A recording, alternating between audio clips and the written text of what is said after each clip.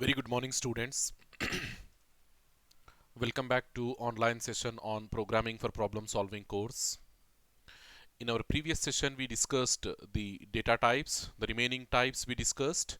Along with that, we also discussed the concept of variables. So quickly, I will go to that variables concept. So we said a variable is something which varies throughout the execution of a program. So if you have a variable, the value of the variable will change during the execution of a program. Or we can also define a variable as a named memory location which holds some value during the execution of a program, like integer value, character value, anything you can store inside a variable based on the type what is used at the time of declaration. So uh, we said before using a variable, it must be declared, defined, and initialized. Three things we said. So declaration is nothing but giving the name to the variable. Definition is nothing but specifying the type of that variable. And initialization is nothing but assigning the value to that variable. So all these things we discussed. Then, yeah, we said uh, the constants concept also we need to discuss. So after variables, we have constants. So constants are some things which doesn't change during the execution of a program. So like a variable, it will change its value. It is possible to change the value of a variable during the execution of a program. But whereas if it is a constant, you can't change the value of a constant at the time of execution of the program. Simply remember that one.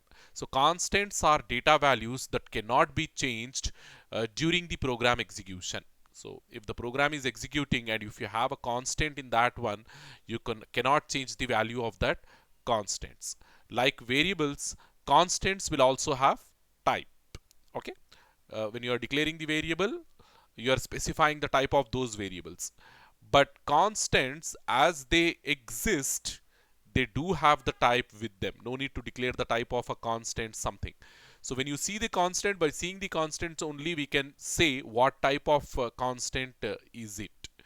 Okay. So see, for your understanding, I'm writing the value, let us say 15 over here. If I'm writing 15, it means the count 15, isn't it? It means the count 15, and wherever you go, this count remains constant.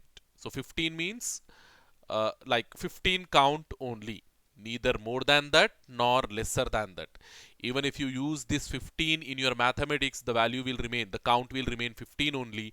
Or if you use this 15 in your programming, the count will remain 15 only. Okay, so that is the reason wherever you go in the universe, the value of 15 will remain 15 only, 15 count only. That is the reason why we are calling this as a constant. So not possible to change its value. Okay, so it is a numerical, isn't it? By seeing this only, you are saying it is a numerical. And same thing like a character constant. If you take this as a character constant, and a will remain a only, in all representations, a will remain a only. Okay, and it is having some specific meaning when used, and it is going to represent some value in your computer when used. So a will remain a only, and throughout the universe, the meaning of a, it doesn't change. So a is a also a constant. It is a character constant. And then 2.4, okay, numerical with some precision, this is also a constant. Okay, this is also a constant. But what type of constants they are, what type of constant this one, what type of constant this one, and what type of constant this one, there is another thing. Like if it is a single character, we use single quotations. And if you have sequence of characters, if you have sequence of characters, let us say HELLO, hello. So if you have sequence of characters, you have to use double quotations in programming, and we call this thing as a string constant. Okay, everything we will discuss in detail once again. Just for your assumption, I mean, for your understanding, I'm starting like this. Okay, it is a string constant. So constants are some things which we can't change their value during the execution of a program. And how it is different from a variable? How it is different from a variable in the sense, let us say if you have a as a variable you have declared of type integer, and you are storing the value into it, let us say some 16. So now what is a value? A value, it is 16. A value, it is having like 16, isn't it? So if I say a is equals to a plus 2, a is equals to a plus 2. So what is a over here? 16 plus 2 we are saying, and that value we are storing into a. So what is the value of a? After doing this calculation, what is the value of a? A will become 18. So no more a value is 16 now. No more a value is 16 now. Now the a value is 18. So it is changing during your program execution. As you are writing the instructions in your program and you are writing the statements in your program, the value of a is keep on changing. So that is the reason why, as the value is varying, we are saying a as a variable. A as a variable, it is not a constant. It is not a constant. But moreover, whatever value you have taken over here and whatever value you have taken over here, they are constants. They remain constants. 16 means 16 count only. If you add something, the value will change. The entire value will change. Not the 16 count is changing. Suppose if you are adding something to 16, the entire value is changing, not the 16 representation, isn't it? So if you add 2 to the 16, you are getting 18. So this is another constant. You are getting another constant. Okay, but over here when you are adding something to the variable name is remaining same, but the value is changing. That is the reason why variable, we are saying it varies throughout the execution of your program, but whereas a constant, it will remain unchanged. Whatever calculations, whatever manipulations you do on the constant, it will remain unchanged. Okay, it will remain unchanged. It is not possible to change the value of a constant in this universe. Okay, so that is something about constants. Next we go and see what we have. Yeah, in C there are different types of constants like boolean constant, character constant, integer constant, real constant, complex constant, and string constant. Many of them we have already seen. So we'll start with a boolean constant. So as we discussed, in boolean type we have only two values, that is either true or false. Okay, either true or false. So what are the constants associated with that boolean type? In the sense, 0 to represent false and 1 to represent true. Only two values, so only two constants associated with them. So if you put 1, it will represent true in boolean value, and if you put 0, it will represent uh, what? It will represent false in your boolean representation. Over here you can see boolean data type can take only two values. The values are 1 for true and 0 for false. That is, there are only two possible symbols to represent a boolean data type. One is for true and 0 is for false. To use boolean type, it requires inclusion of a standard boolean library. Okay, bool.h, std bool.h we have to include in our program. See, this header file inclusion and all we'll see in our practical sessions. Okay, so simply remember, to use boolean type in our program, what we have to do, we have to include this header file into our program. So as you might have studied about this what we call simple programs in C, many of them, they are coming for doubt clarification sessions. Over there we are practicing the programs, isn't it? So over there you might have seen how we are starting the program, like hash, we are saying include, then in the angular brackets we are writing stdio.h, isn't it? Like this we are writing. So what is this stdio.h? It is a standard library. It is a standard library. Okay, the meaning of this library and how it will look like and what is the purpose of adding the library into our program, all those things we discussed over there. So same way, if you are using boolean types into your program, what library we have to include means we have to include a standard boolean library, standard bool library. So hash include std bool dot h, like this you have to include into your program. This is standard boolean library. What it is?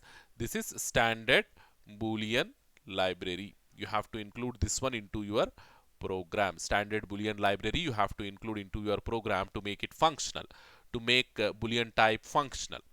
Simple thing. Boolean type, as it is having only two values, there are only two Boolean constants, 0 to represent false, 1 for representing true. Okay, and the other thing, in order to use Boolean types into our program, so we have to include standard bool.h header file into our program. That's it. So the next constant type, we have a character constant, and as I said, if it is a single character you are representing into your program, all character constants, they have to be represented with single quotations. Okay, what we have to do, we have to use single quotes. Okay, apostrophes, two apostrophes. Before the character we put one apostrophe, and after the character we put another apostrophe. Okay, in English we call it as apostrophe, but in your programming languages we call them as single quotations. Okay, single quotes. Okay, so before starting the character we have to put one single quote, and then you start the character, and after the character put another single quotation. So like this we represent a character constant into our program. Okay, so there are these are characters which do not have any graphical symbol associated with them. Okay, they cannot be printed directly on the output screen, or they don't have any direct character on the keyboard. Like there are some characters like escape sequences. So these escape sequences or escape characters, we don't have any symbol, associated symbol on the keyboard. Like we said, in order to get a new line on your output screen, we are using \n, and in order to get a spaces, 8 spaces between your word, we are using \tab. Okay, vertical tab, horizontal tab. Likewise, we have different characters, and accordingly we have different meanings to them. So all these things we studied about, we studied them as escape characters, isn't it? Escape characters, and these escape characters, they start with a \symbol. How we start the escape characters means by using backward slash, or simply backslash. We call it as backslash. So \n represents new line character, \tab represent horizontal tab, \v represents vertical tab. Likewise, we have different escape sequences in our escape characters in our programming. So these characters, we don't have any single symbol, any associated symbol on the keyboard. Just we have to frame these escape characters by making use of this backslash. Okay, by making use of this backslash, what we are doing, we are framing these escape sequences or escape characters to get the meaning on your output. Okay, yeah, a new line character, it can be represented with the help of \n likewise. Okay, so then we have integer constants. Any numerical, any whole number without any precision, if you are representing, it will be considered as an integer only. So if it is in that integer range, let us say if I am writing like, say over here 15 they are discussing. So if I am writing like 15, so by default it is an integer type. By default it is an integer type. And moreover, we have the concept, if they are integers, if they are integrals, we have the concept of signed and unsigned, right? So by default all integers, they are signed integers. They will be considered as signed integers. So let us say if you want to make this 15 as a long, then what we have to do, simply add a L. After that 15, add L. So like this, 15 L. Now this is long integer. Writing only 15 is an integer. 15L is a long integer. How come we represent long? Put double L. 15LL. Now this will become long integer. The concept is very simple. See, if I'm using any constant like 15, it will become integer. By default it is integer. And signed integer, we have signed and unsigned concept, right? So it will be your signed integer that I'm writing over here, signed integer. So suppose if you want to make this as long, then what you have to do, 15 suffix with L. So now this will become signed long. This is signed long. And how can you make this as signed, long integer means 15 L. Then it will become signed long. Signed long. Likewise, to make this as unsigned, simply 15 U ULL. 15 ULL. What does this U represents? Unsigned. Unsigned means only positive values. Unsigned, long, long. Unsigned, long, long. So if you do like this, minus 15 UL you put. So as we are making it as unsigned, this sign, minus sign will be ignored. Whatever variable, in whatever variable you are storing this value, if you print that variable, you won't get this minus. Okay. It is an advanced concept. Soon you will realize that one when you do practically.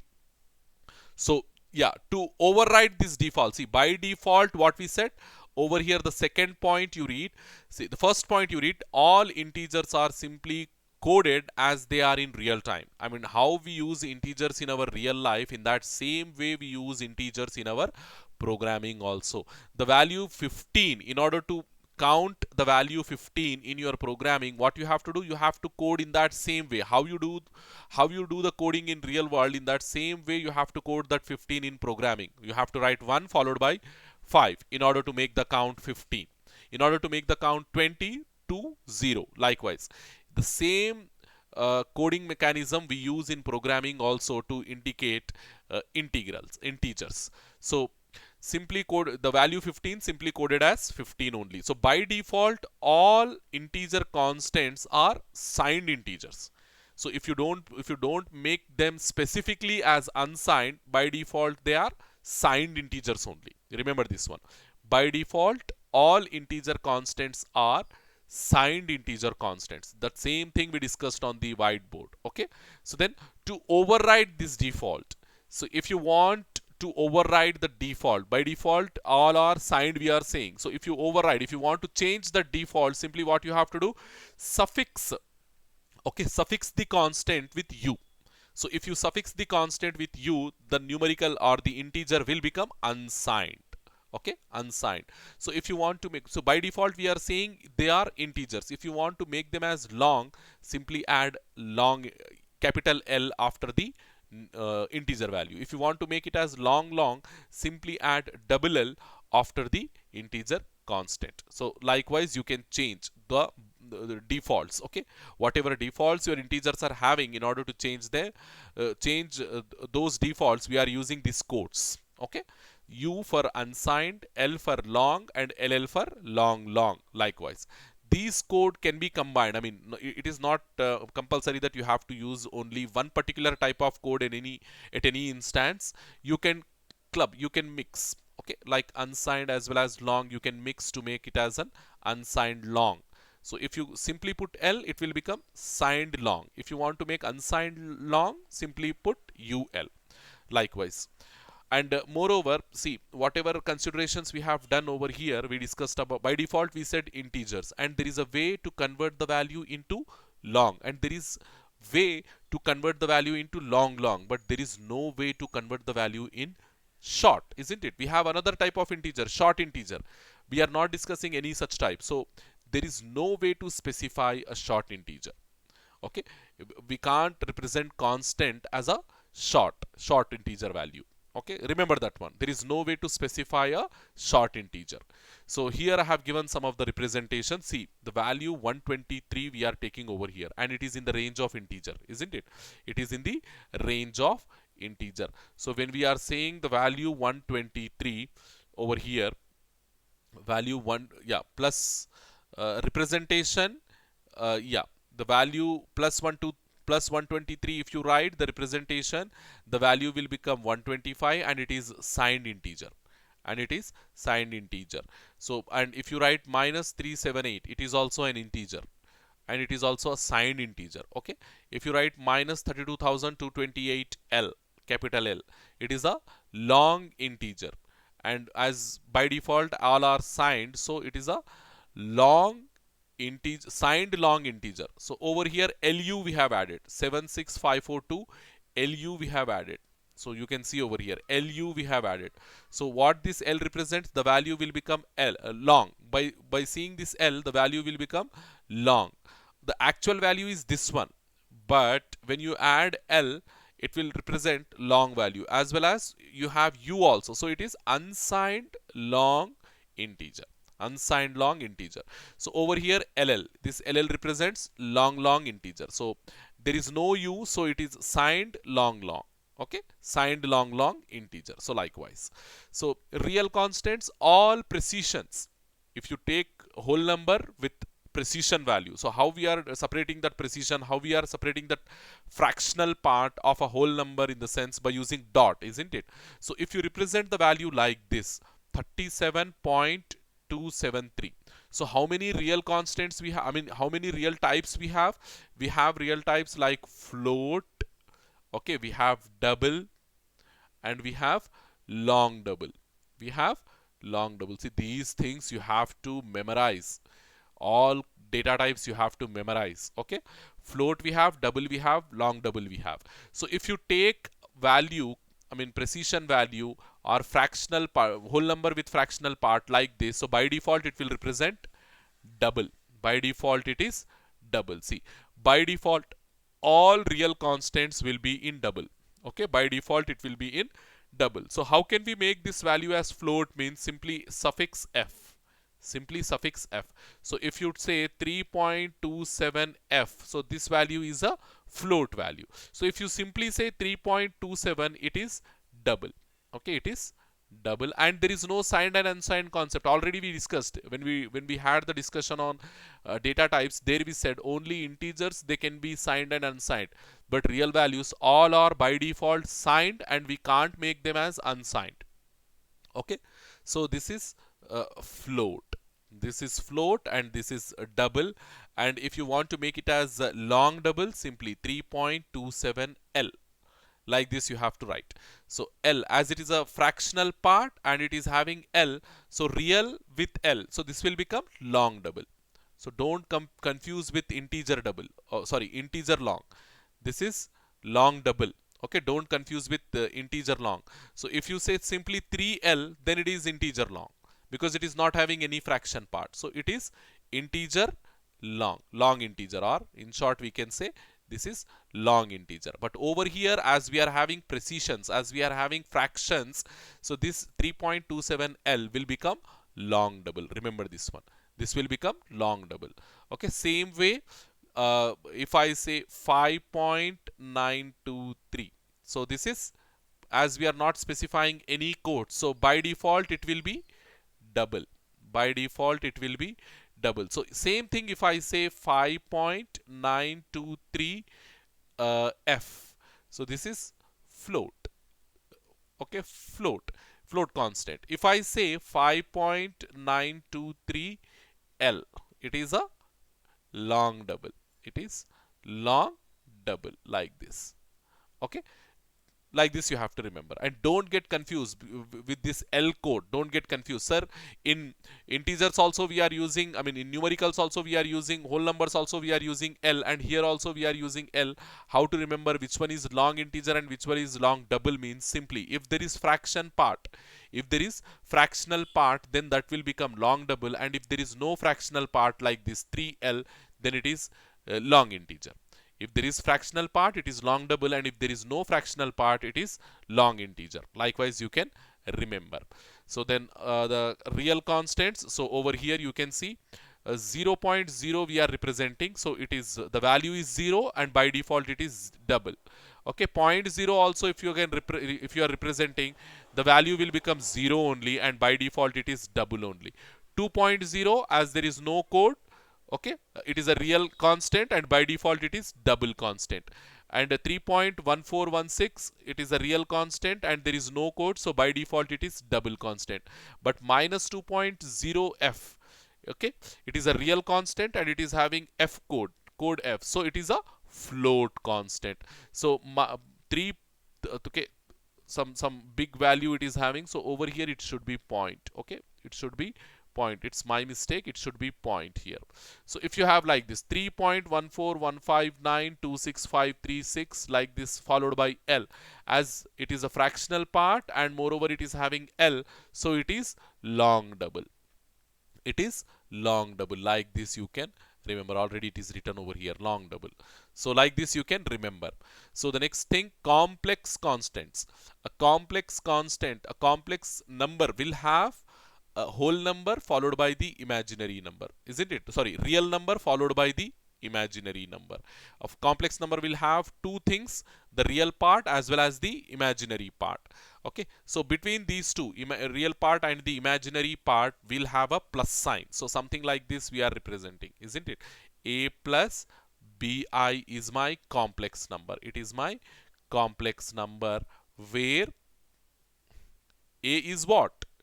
Where a is a real number and bi is imaginary number.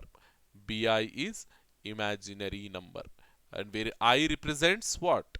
I represents under root minus 1. Where I represents under root minus 1. Okay. So the real part is coded using the real part rules, and the imaginary part is coded as the number. It is also going to be a number which is multiplied by I. I is nothing but under root minus 1.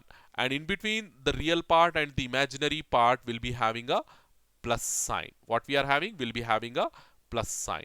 As with real constants, yeah, how we are dealing with real constants, and if it is an imaginary constant and if it is not having any special code associated with it, by default your complex constant will be considered as double constant. Okay, by default your complex constant will be a double constant. Okay, then the double complex constant. Okay, so to override this, again what we have to do, either we have to suffix f or we have to suffix l. So if you are suffixing f, then that complex constant will become a float complex constant, and if you are suffixing l, then that complex constant will become a long double complex constant. So over here you can see, so as it is not having the representation over here, as it is not having any code associated with it, so the value will be something like this, and it is a double complex, okay, double complex constant. And over here we have f, as you can see here. Over here when you have f, this will become a float complex constant. And if you have l, as you can see, else we have over here, so if you have l, this will become long double complex constant. Okay, long double complex constant. Okay, then string constants, it is very easy. String is nothing but it is a sequence of 0 or more characters. Okay, single character, how we are representing, using single quotations like this we said. But if you want to represent a string is nothing but sequence of characters, so like this you have to represent using double quotations. Okay, so a string constant is a sequence of 0 or more characters enclosed in double quotes. We discuss more on these strings inside your, I think in your third unit we discuss, we have string manipulation functions over there, so we'll have a clear discussion over there. Okay, so a string, till that point simply remember, a string is something, it is a sequence of characters enclosed in between double quotes. Okay, enclosed in between double quotes. So if you don't have any characters and you are representing like this, it will be considered as an empty string. Okay, it will be considered as an empty string. Okay, a string with only h character. Okay, a string like hello world, a string like how are you, a string like good morning, like this. Okay, all these are strings. All these are string, including the first one. All these are strings because all are enclosed in between double quotations. The first string, it is not having any characters, so it will represent an empty string. The second string is having only one character h, even though it is having only one character, but as it is enclosed in double quotes, we call it as a string only. Okay, the third one, it is having a sequence of characters with new line character as well as space in between, so it is also a string. And how are you, it is also a string, and good morning, it is also a string. So likewise, see, there is a big difference between representing a null character and an empty string. So over here you can see a null character, it will be stored like all 8 bits as zeros in your computer. Okay, all 8 bits, because every character, it will consume 1 byte of memory. Already we discussed, every character will consume 1 byte of memory, and if you are storing the null character, null means nothing, even though it is nothing, it will consume 1 byte of memory, and all zeros will be stored inside your computer's memory. So over here you can see the difference between null character and an empty string is that the first one, it is giving the explanation on null character. The null character represents no value. This we have to agree. But as a character, it is 8 0 bits. Just now I told you as a character it will consume 1 byte of memory, and that 1 byte it is 8 bits. So all those 8 bits will be zeros. The null character will be stored in such a way. Okay, when stored it will consume 8 bits, that is nothing but 1 byte of memory. 1 byte of memory. The empty string on the other hand is a string containing nothing. Empty string in the sense without any space or nothing. Simply we started the double quotations and we closed the double quotations. So this will represent an empty string. And if it is an empty string, it will represent nothing. Neither it stores any character nor it consumes any memory inside your computer. You have to remember this difference. Null character it will consume 8 bits, but whereas empty string it will not consume anything. Null character, why it consumes 8 bits means because it will store the null character into the computer memory, but whereas empty string it will not be stored inside your computer's memory. That is the reason why it will not consume any memory inside your computer's memory. Hopefully you understood this difference. Null character, empty string, it is an important question. How the null character will be stored, does it going to consume any memory in your computer, it is an important question. Null character will be stored, being a character it will consume 1 byte of memory, and that 1 bytes 8 bits all zeros will be stored to represent the null character. But whereas empty string it doesn't store any character, it doesn't have any character, it means simply nothing, it contains nothing, neither it stores inside the computer memory nor it will consume any type of computer memory. You have to remember this one. So the next thing, coding the constants. So after the discussion of all the constants, like we discussed Boolean constants, then we discussed character constants, integer constants, different types, how we can convert integer constant, then real constants we discussed, then complex constants we discussed, then finally the string constants we discussed. So now the coding of constants. See, in 3 different ways we can code the constants. Okay, coding constants, that is nothing but literal constants, then defined constants and memory constants. Only 3 different types we have. So in C there are 3 different ways in which the constants can be coded. The first way, the literal constants, already we discussed. So any constant you are coding in your programming, like how you are coding the constants in real world, if you code such constants in your programming, we call them as literal constants. So writing 15, writing 5, writing 10 in your program, directly if you are writing the value like this, so over here a is equals to b plus 5, this 5 how we are writing, the way we are writing this 5 is a literal constant. Okay, when you are writing that literal constant in your program, it will represent the exact count what it means in the real world. So if I code 15 like this, it is a literal constant. If I code 20 like this, it will represents 20 count and it is a literal constant. All numerics, all numericals, whatever we are using directly into the programming, we call them as literal constants. We call them as literal constants, and these constants, their count value, their meaning will remain unchanged during the execution of a program. If you use 15 at some point, that 15 means 15 count only, and throughout the execution it will remain 15 only. It will not change anywhere.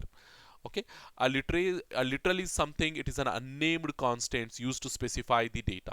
If the if there is no if the value is known in advance and cannot be changed during the execution, then a literal for that data can be used instead of using a variable. You are assuming a particular variable's value, you want to store something like, let us say 20 you want to store. If you know the value in advance and that 20 you are assigning to that variable, and that 20 when you are assigning, before assigning the value is 20 only, and after assigning also the value will remain 20. The assigning operation will not change that value. So that is the concept of constants. Okay, so literals are coded using the format rules for constants. So whatever format rules we have in coding constants, like using the special codes to change the data type of constants, like from integer to long, from long to long likewise, isn't it? So simply and changing from signed to unsigned, adding u to change it to unsigned, and adding l to change it to long integer, and adding ll to change it to long integer. All those formatting rules we can apply here also for literals. Okay, so for example, already I have shown the 5, the way you are writing over there, it is a literal constant. So then defined constants, see we have we call it as a preprocessor directive. Okay, we call this as a preprocessor directive hash define. You have to remember this one, hash define. It is a preprocessor directive. Another way to define a constant is a use of preprocessor command define. We call it as preprocessor command defined or preprocessor directive, we call it as. Like all preprocessor commands defined should be prefixed with a pound symbol. This symbol, whatever hash symbol we are writing, we call it as a pound symbol. Okay, what we call it as? We call it as a pound symbol. Pound symbol. Okay, all preprocessor directives, they must be prefixed with pound symbol. So being a preprocessor command, define will also be prefixed with a pound symbol. So the defined command is placed in the beginning of the program. All preprocessor directives we have to place at the beginning of the program only. See, in order to have some named constants, so these defined constants are nothing but some named constants. In order to have named constants in your program, we use this hash define. So let us say this pi value I'm assigning to this 3.141592. 3.141592. What I'm doing, I'm assigning this value to this pi. So now this 3.141592 will become pi from now on. Pi value, pi. So wherever you use this pi will be replaced with this 3.141592. Okay, when you do this defined constants in your programming, there you will understand the purpose of these defined constants. So simply hash defined followed by the identifier followed by the value. So now this identifier will represent this value without memory, without consuming memory, because it is not like your variable. Okay, it is not like your variable, it is just a named constant. You remember like that, it is just a named constant. So whenever it sees this pi, wherever it sees this pi in your program, simply it gets replaced with this value. Okay, it gets replaced with this value, no memory allocation, nothing.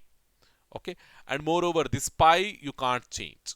Okay, adding some value to that pi and expecting that pi to be changed, it is invalid in your programming.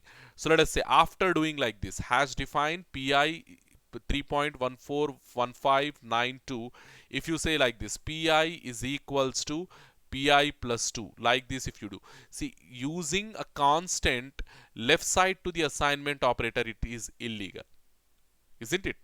Using a constant left side to the assignment operator, it is illegal. See, like this, can we do 2 equals to 3 plus 2? Is it a valid statement? No. You are using a constant left side to the assignment operator. It is meaningless. Like this, doing like this, it is meaningless, isn't it?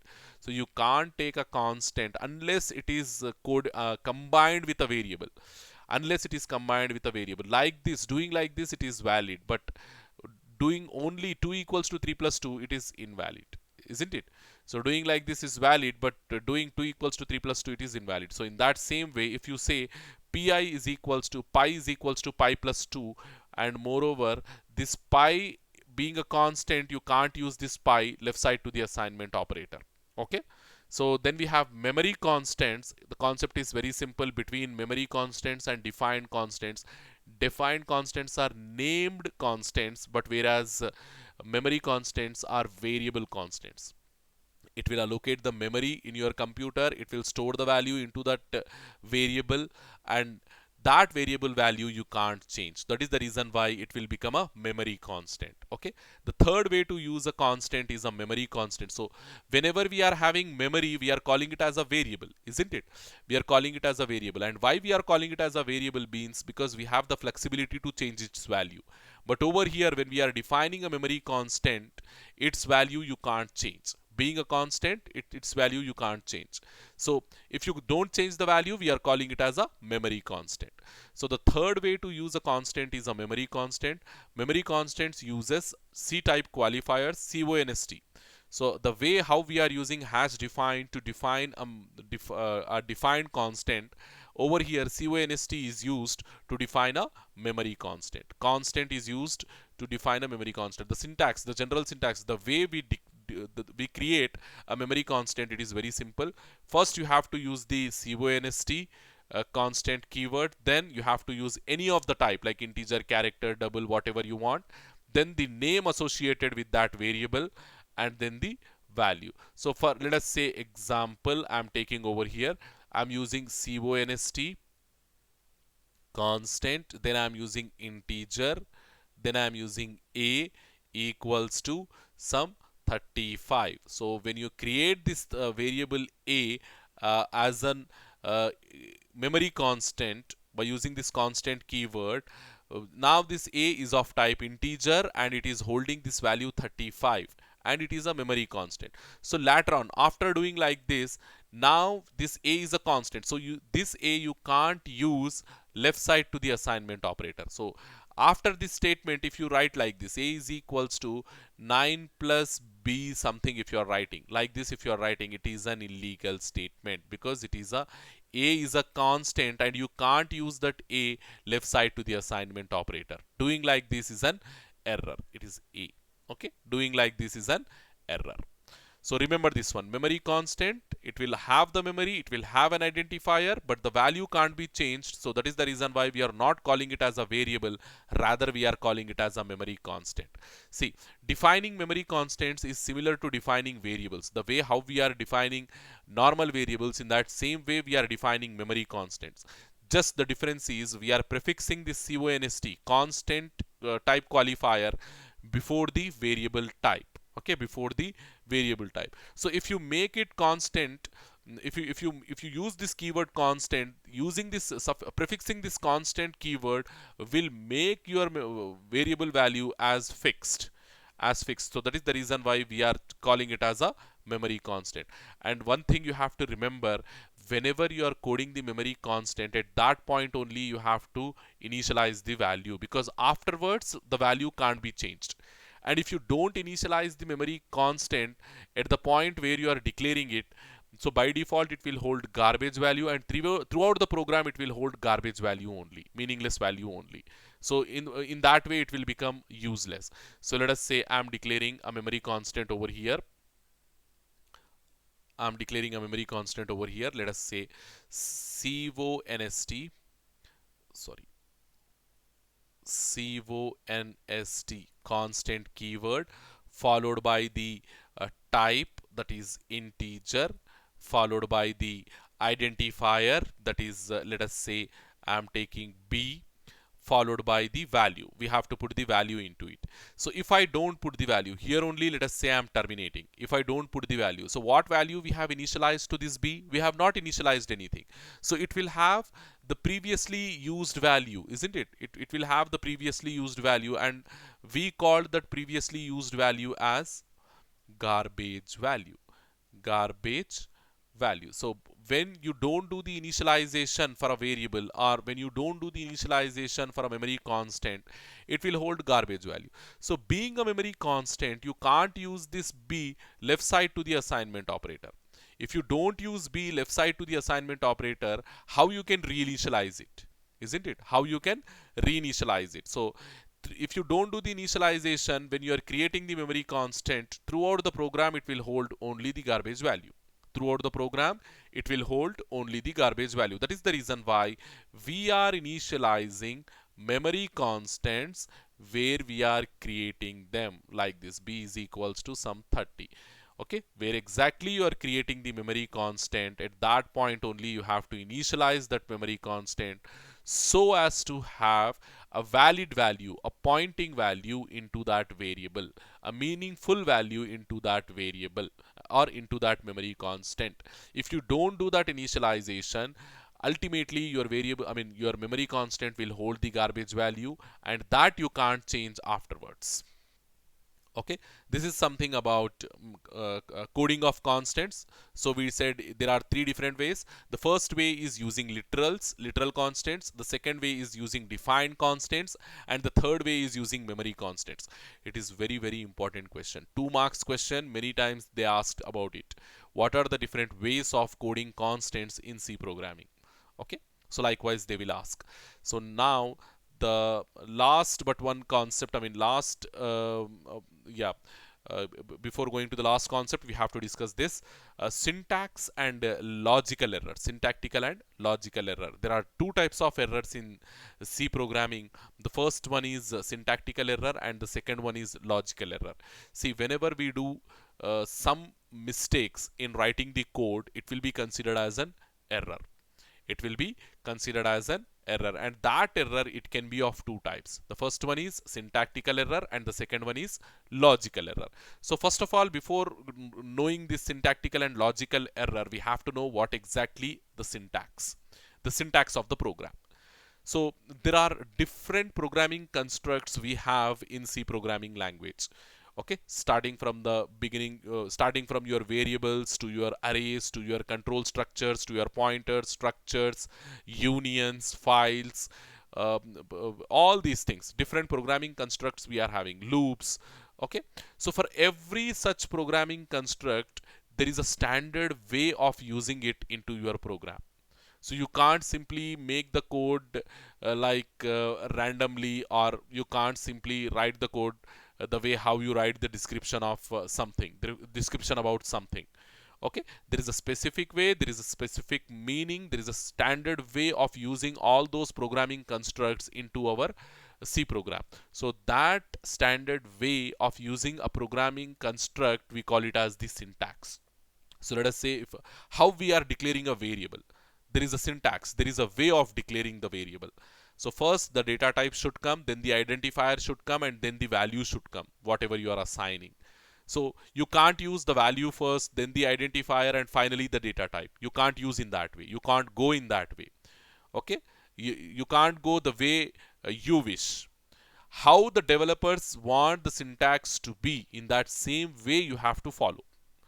Isn't it? You have to follow the same way. So that is the reason there comes the importance of syntax.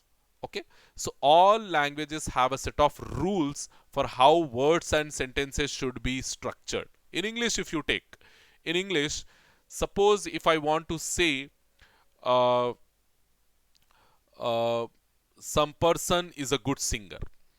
Okay, some X, let us say his name as John. Okay, John is a good singer. So this is giving a proper meaning, isn't it? What does it mean? He sings well, isn't it? John sings well. Okay, he's having some nice tone, so he sings well. So like that, it is giving the meaning. So yeah, when I want to convey this meaning to some other person, I have to frame this sentence like this only. I have to write John is a good singer. Like that only I have to write. So because it is a syntax by the language rule, and when I'm framing the sentence like this, it is giving the proper meaning. So what I said just now, John is a good singer. John is a good singer. Full stop. Like this I have to say, or like this I have to write to convey this message. To convey this message. So when I write like this, anybody reading this message or anybody listening to this message, they will understand that John is a good singer. So there is a syntax rule, there is a semantic rule, there is a structure of the programming, English language, and we are following that structure to frame this sentence. Okay, we are following, in short, we are following the syntax of English language to frame this sentence. So if I write this same sentence like this, singer is John good A. Does it giving any meaning? Singer is John good A. Nobody will understand what I want to say. Isn't it? So that is the reason. If you don't follow the syntax of a language, it will not give the proper meaning. It will not give the proper meaning. If you do such a thing in your programming, so if you do such a jumbling of word or missing of something in your sentence, then what will happen? Ultimately, it will become a syntactical error. Hope you understood the concept of syntactical error.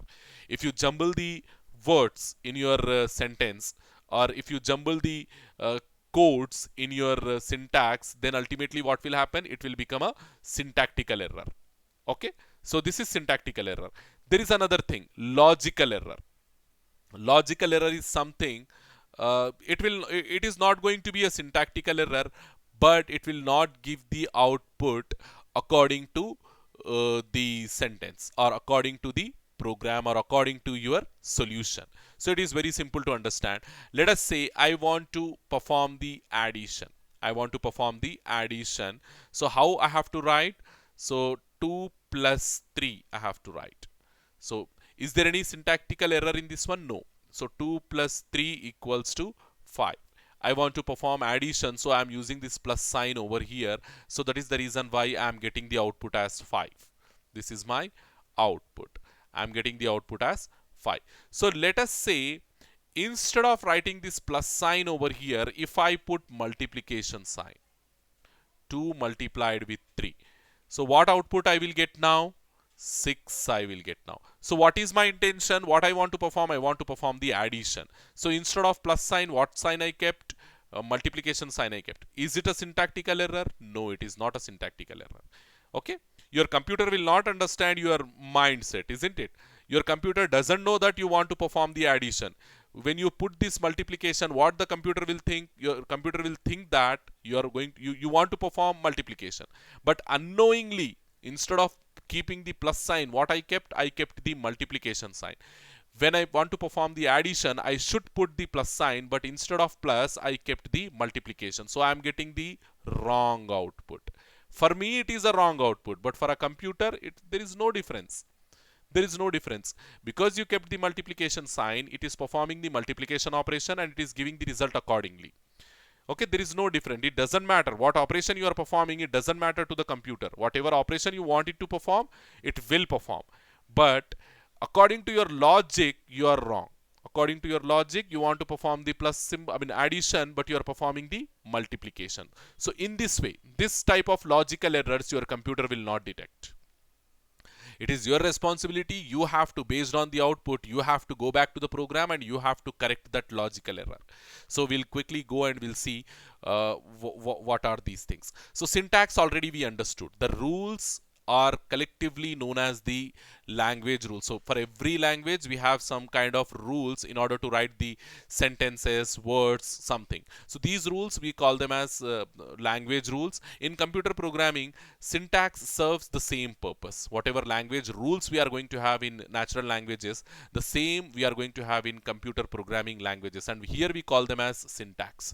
Okay, defining how declarations, functions, commands and other statements should be arranged.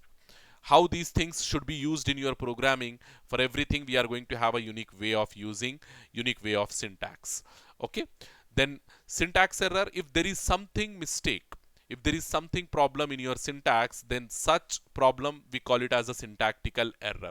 A syntax error is an error in the source code of the program. Since computer programs must follow strict syntax to compile correctly, any aspect of the code that do not confirm the syntax of the program language, it will generate a syntactical error. If you don't follow the syntactical rule, automatically it will generate a syntax error. Syntax errors are small grammatical mistakes. Okay, don't think that it is a very big, very huge thing. There are small grammatical mistakes, sometimes limited to a single character. Even if you don't follow a single full stop, if you forgot to put a simple full stop at the end of the statement, your compiler will generate an error over there. So syntactical errors automatically what we call detected by the compiler, and it is your responsibility. Of course, you have to correct them, but your compiler will list those errors. So what are the examples for syntactical errors? Means missing the quotes and missing brackets. If you are writing instead of uppercases lowercase letters, or missing out a semicolon at the end of each statement, and using tokens in wrong order. Okay, if you instead of backward slash, if you use forward slash, likewise it will generate error, syntactical error. So all these are some of the reasons for syntactical errors, all these. Okay, so we have many. As we go with programming, there you will understand everything. Logical error, it is not the mistake by the syntactical rules. Okay, you are following the syntactical rule, but there is something missing in the logic. The logic is not proper. The logic is not correct. Because of that, you are getting the logical error. And logical errors, your compiler will not detect. It is the responsibility of you to detect those errors and to correct those errors. Okay. So a logical error or is a mistake in a program's source code that results in incorrect or unexpected behavior. Okay, it is a type of runtime error that may simply produce the wrong output. Okay, the desired output you will not get. The operations all you perform correctly, I mean the syntax all you write correctly, but the operations you are not performing correctly. Because of that reason you are getting the output improperly. Improper output you are getting. Okay. Or sometimes what will happen means, because if there are logical errors inside your program, sometimes your complete program will crash because your compiler is not detecting those errors and your program is entering into the output screen, and over there what will happen, your program will crash. So one simple example for logical error: if you divide by 0, isn't it? Divide by 0, only division operation you are performing, but divide by 0, it is something unpredictable value, isn't it? It is some infinite value. So that infinite value, how come we print with the help of output screen? It is very difficult to print the infinite value. So over there what will happen, you will get inaccurate output or improper output or wrong output, in short.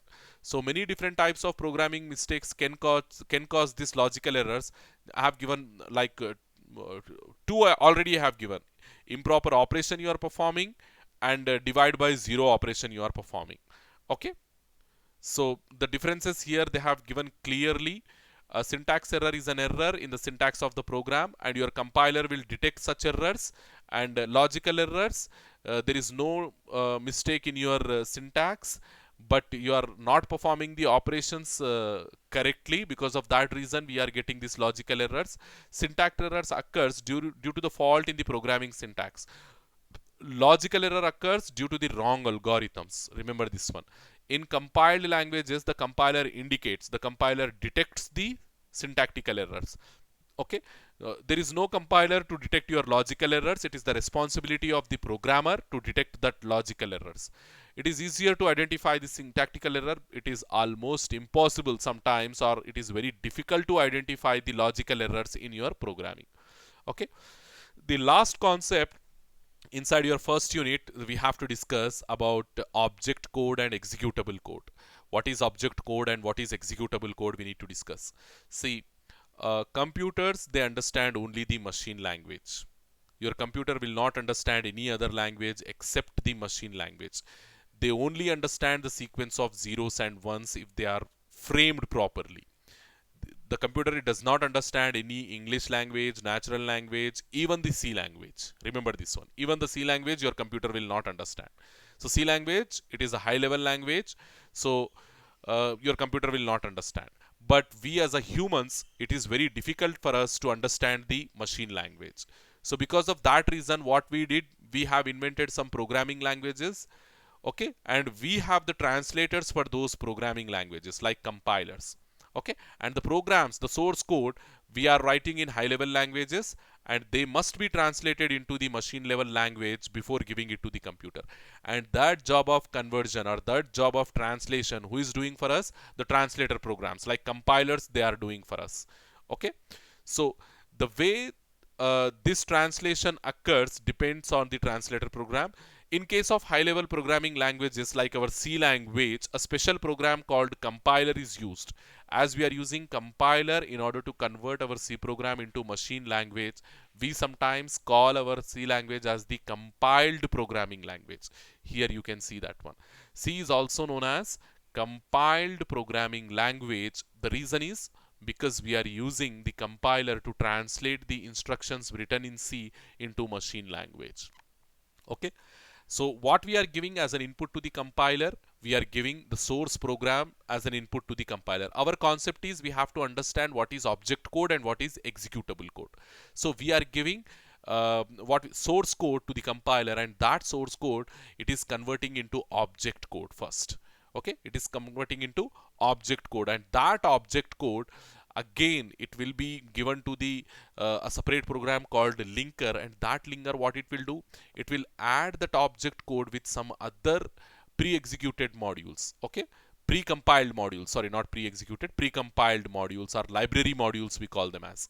So object code along with pre-compiled modules or library modules will make the executable code, will make the executable code. So we have source code given to the compiler, compiler yields object code, object code giving it to the linker, linker will combine that object code with other precompiled modules like library modules or library files to frame the executable module. Both your object module and the executable module, they both are in machine language only. Just the difference is your object module will not have that extra pre-compiled modules or library modules. That is the reason why your object module is not in a position to execute, not in a position to run. But whereas your executable module, it is ready for execution and you can execute that executable module to see the output. So the complete picture I have given over here. See, first thing, the program code, high level program code like C language code, we are writing in source code. That source code we are giving as an input to the compiler. Compiler is converting it to object code. Okay, object file or object code. Object code will be given to the linker. Linker will link with other runtime library files or other precompiled modules. Okay, so finally we are getting the executable module. This object code, it will be in machine language, and this executable code, this also be in machine language. Both the things are in a machine language only, but this is not ready for execution, not ready for execution. The reason, yeah, because it is missing this pre-compiled module. It is missing this pre-compiled module, or sometimes we also call it as library files. It is missing. Object code is missing this thing. That is the reason why it is not in a position to execute. But whereas after adding this runtime libraries or pre-compiled modules, your executable file will be in will be what? Will be in ready for execution, we can say. Ready for execution. Remember these things. This diagram you have to remember, and when they ask the difference between object module and executable module, you have to write this theory part as well as you have to code this one. So this is the end of your first unit. Hopefully today or tomorrow I am going to give the assignment. I will give the deadline. You have to submit the assignment before the deadline to score good. Okay, otherwise don't come with excuses. Sir, because of that reason I haven't complete my assignment, or your link was not working properly, my file I don't know how to scan, I don't know how to write and scan, all those things, all those nonsense, I'm not here to listen. Okay, simply I want your assignment, I will award the marks. Any other thing is not excused. Okay, thank you very much, students. So inshallah in our next class we'll be starting our second unit. Okay, thank you very much, and be ready for programming.